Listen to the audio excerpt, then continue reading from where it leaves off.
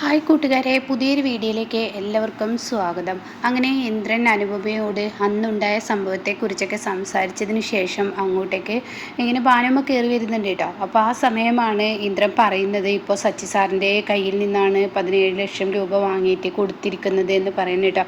ഇത് കേൾക്കുന്ന ഭാനുമ്മക്ക് അങ്ങ് സുഖിക്കില്ല. അപ്പോൾ ഭാനുമ്മ പറയാണ്, ദേ ഇന്ദ്ര, നീ നിൻ്റെ അമ്മയുടെ വാക്കുകൾ കേട്ട് ഓരോ പ്രശ്നത്തിൽ ചെന്ന് ചാടുമ്പോൾ നിനക്ക് വരാനിരിക്കുന്ന ആ മുന്നും പിന്നും നീ ചിന്തിക്കുന്നില്ല.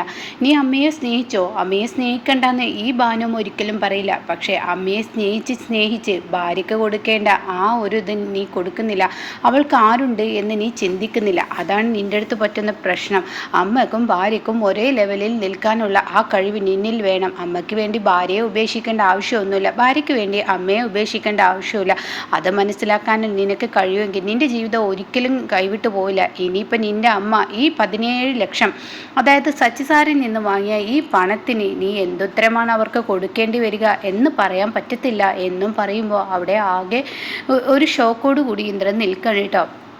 അങ്ങനെ ഈ ഭാനുമ്മ എന്തെങ്കിലും പറയുന്നുണ്ടെങ്കിൽ അത് എൻ്റെ മക്കളുടെ നല്ലതിന് വേണ്ടിയാണ്. ഭാനുമ്മ എടുത്ത് വളർത്തിയ മക്കളാണ് നിങ്ങൾക്കൊരു ആപത്തും വരരുതെന്നാണ് ഞാൻ എപ്പോഴും മനസ്സുകൊണ്ട് പ്രാർത്ഥിച്ചിട്ടുള്ളത്. അതുകൊണ്ടാണ് മോനെ നിന്നോട് ഇങ്ങനെയൊക്കെ പറഞ്ഞത്. അതുമാത്രമല്ല, നിൻ്റെ കുഞ്ഞ് വിച്ചുമോൻ, അവൻ്റെ കാര്യത്തെക്കുറിച്ച് ആലോചിക്കുമ്പോൾ നല്ല സങ്കടമുണ്ട്. പല ദിവസങ്ങളും അതിൻ്റെ അച്ഛനെ ചോദിക്കാറുണ്ട്. പക്ഷെ അതിൻ്റെ അച്ഛനെ അതിനാ വേണ്ടല്ലോ, അതിനെ ഇങ്ങനെ ഒളിച്ചും പാത്തും അന്ന് കാണുന്നതിലാണോ ഇന്ദ്ര അതിൽ കാര്യമുള്ളത്? നീ ഒന്ന് ആലോചിച്ച് നോക്കുക എന്ന് പറയാനിട്ടാ. എന്നാൽ ഈ സമയം സത്യനും അതുപോലെ തന്നെ ശ്യാമും സോനയൊക്കെ ഈ ഒരു പ്രശ്നത്തിൽ നിന്നും പരിഹാരം കണ്ടെത്തിയതിനെ തുടർന്ന് എന്തായാലും അമ്മ ഈ ഒരു പ്രശ്നം പരിഹരിച്ചല്ലോ എന്നൊക്കെ ഇങ്ങനെ പറയുകയാണ് സോന.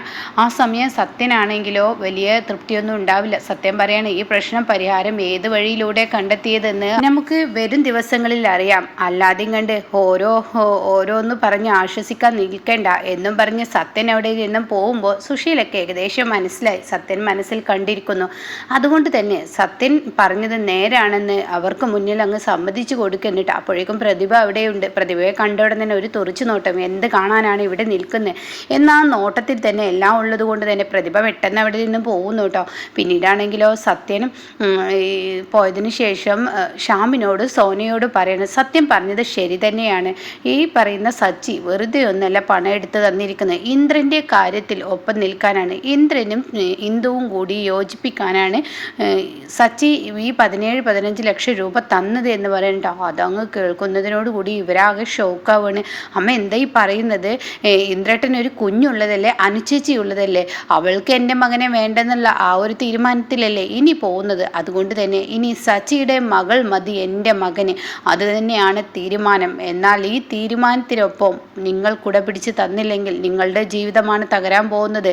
ഇത്രയും ഞാൻ ബുദ്ധിമുട്ടി ഇതൊക്കെ ചെയ്തത് എന്തിനു വേണ്ടിയാണെന്നറിയോ? നിൻ്റെ ഭർത്താവിനെ നിനക്കൊപ്പം നിർത്താൻ വേണ്ടിയാണ്. അതുകൊണ്ട് എന്തെങ്കിലും ഒരു പ്രശ്നം വരുമ്പോൾ നീ അവർക്കൊപ്പം നിൽക്കാതെ എനിക്കൊപ്പം നിന്നോളുണ്ടെന്ന് പറഞ്ഞ് സോനയെ ഭീഷണിപ്പെടുത്തി പോകുമ്പോൾ ഉടൻ തന്നെ ശ്യാമു പറയണേ, സോനയെ വേണ്ടായിരുന്നു, ഇതിലും നല്ലത് ഞാൻ ജയിലിൽ പോയി കിടക്കുകയായിരുന്നു. എൻ്റെ അടുത്ത് വന്ന തെറ്റാണ്. ഒരിക്കലും ഇന്ദ്രേട്ടൻ ഇതിൽ തെറ്റുകാരനല്ല.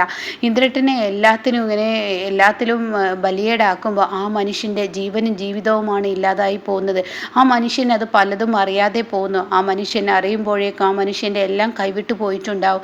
അതിന് പാപക്കറയാവാൻ എനിക്ക് കഴിയില്ല സോനെ എന്നും പറഞ്ഞിട്ട് അവിടെ നിന്നും ശ്യാമ ഇറങ്ങി പോകുമ്പോൾ സോനയാണെങ്കിലോ ഇതിന് എന്തുത്തരമാണ് നൽകേണ്ടതെന്ന് അറിയാതെ ആകെ പ്രതിസന്ധിയിലാവാണ്. എങ്കിലും കൂടി സുശീലയുടെ മകളല്ലേ, സ്വാർത്ഥ താല്പര്യം അത് കുറച്ച് കൂടുതലായതുകൊണ്ട് തന്നെ തൻ്റെ ജീവിതം മാത്രമേ സോനയും നോക്കത്തുള്ളൂ കേട്ടോ. എന്നാൽ ഈ സമയം സത്യനെ ഇന്ദ്രനും തമ്മിൽ കടയിൽ വെച്ച് കാണാണ്. അപ്പോൾ ഉടൻ തന്നെ സത്യൻ പറയാണ്, ഇന്ദ്രേട്ടൻ എന്തിൻ്റെ അടിസ്ഥാനത്തിലാണ് സച്ചി സാറിനോട് ചെന്ന് പണം ചോദിച്ചത്? പിന്നെ ഞാൻ എങ്ങനെയാടാ ശ്യാമിനെ രക്ഷിക്കേണ്ടത്? എൻ്റെയും കൂടി തെറ്റല്ലേ?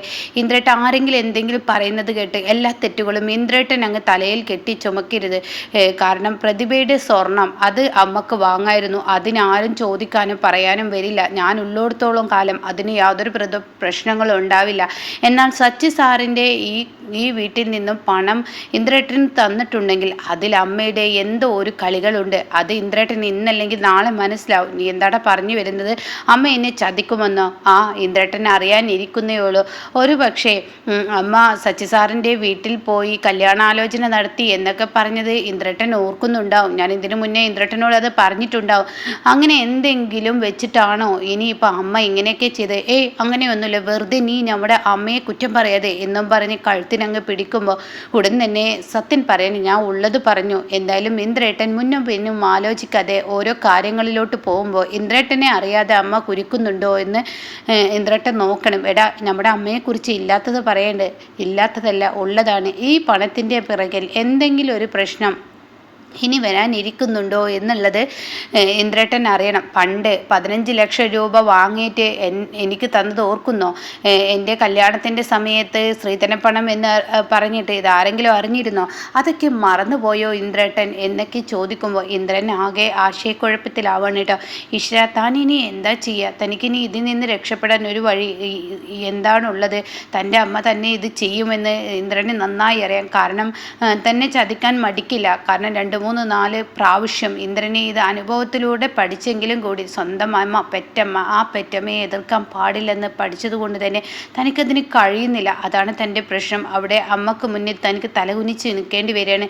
ഇതേ സമയം ഇന്ദ്രൻ്റെ മനസ്സമാധാനമൊക്കെ പോയി തുടങ്ങുകയാണ് കേട്ടോ. തനിക്ക് ആകെ ടെൻഷനാവാണ്. താൻ ഇനി എന്താ ചെയ്യേണ്ടത് എന്നറിയാതെ ആകെ നിൽക്കുമ്പോൾ ഇനിയാണ് അനുപമയുടെ അടുത്തോട്ട് സുശീല പോയിട്ട് ആ പൊട്ടിത്തെറി ഉണ്ടാക്കുന്ന ആ സീന് വരാനിരിക്കുന്നത് കേട്ടോ.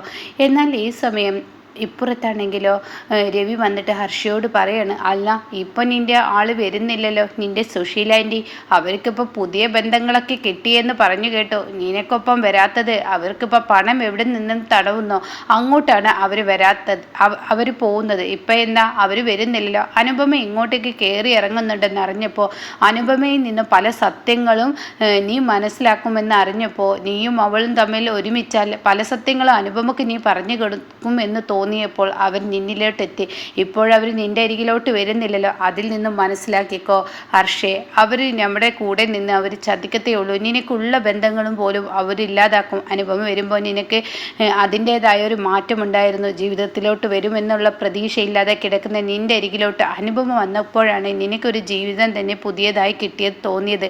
എന്നാൽ ഇപ്പോൾ അവർ വന്ന് അതും കെടുത്തിയിരിക്കുന്നു. ഇപ്പോൾ അവരുടെ കൂട്ടാരാണെന്നറിയോ? സച്ചി സാറിൻ്റെ വീട്ടിൽ അവർ ചെല്ലുന്നുണ്ടെങ്കിൽ എന്തിനോ ഏതിനോ വേണ്ടി അവർ ചെല്ലാണ്. അവർ ഉന്നമിട്ടിരിക്കുന്നു. ഒരുപക്ഷെ ഇനി ഇന്ദ്രനും ഇന്ദുവുമായിട്ടുള്ള കല്യാണാലോചനയാണോ എന്നുപോലും പറയാൻ പറ്റില്ല. കാരണം ഇന്ദ്രനാണല്ലോ അമ്മയ്ക്ക് എല്ലാത്തിനും നിന്നു കൊടുക്കുന്നത്.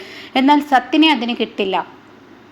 അങ്ങനെയൊന്നും ഉണ്ടാവില്ലെന്ന് ഹർഷ കൈകൊണ്ട് പറയാനിട്ടോ. അത് കേൾക്കുന്നതിനോടുകൂടി വരാനിരിക്കുന്നത് നമുക്ക് കണ്ടറിയാം.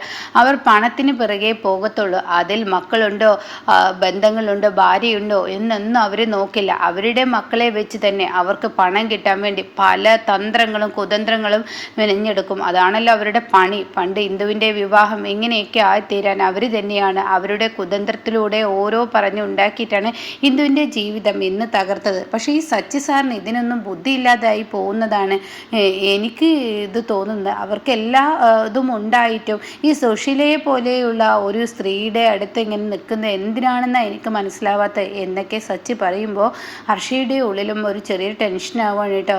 ഇന്ദ്രൻ്റെ ജീവിതം തകർക്കുന്നത് ഹർഷക്കും കണ്ടു നിൽക്കാൻ കഴിയില്ല.